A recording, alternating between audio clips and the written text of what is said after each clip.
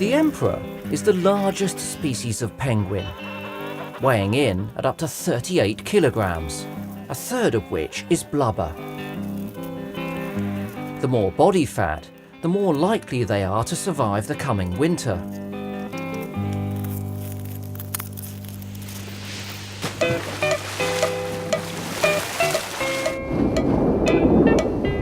But to maintain it, they need to hunt, diving longer and deeper than any other penguin. They hold their breath for up to 20 minutes at a time to maximize their chance of finding food and building up their vital fat stores.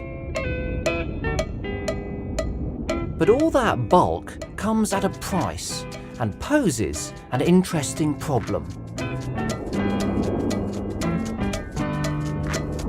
How does a bird, the same weight as a baby hippo, get itself back out of the water?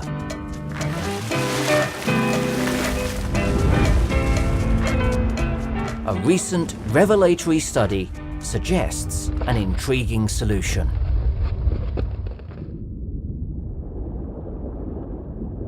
A team of European scientists recently looked again in more detail at some long-observed penguin behaviour. At the end of a long dive, instead of jumping straight out of the water, many emperors surface for a short time and then dive back down again. Only then do they shoot back up to the surface, this time accelerating clear of the water.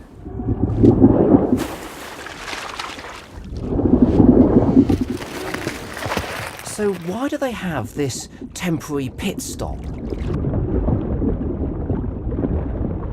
The obvious answer is that they return for a much-needed gulp of air and a bit of rest.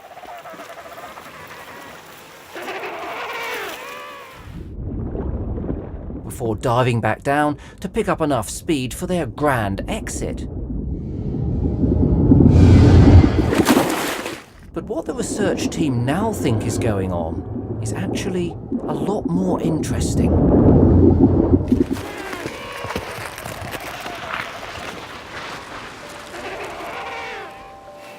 When the birds come to the surface, they appear to preen. But in fact, they are actively collecting air within a fine downy mesh at the base of their feathers. As the penguins descend, the water pressure increases, reducing the volume of the trapped air by up to 75%. The birds again rely on their individual muscles at the base of each feather. This time, they clamp them shut, locking in the compacted air that they've collected.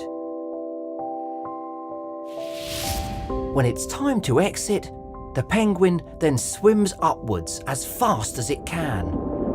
The trapped air in the plumage expands during their ascent and pours through the feathers, producing the bubbly wakes we can see behind them. The tiny microbubbles form a lubricating coat of air that surrounds the penguin. This drastically reduces drag and allows them to accelerate to twice their normal swimming speed at the point they leave the water.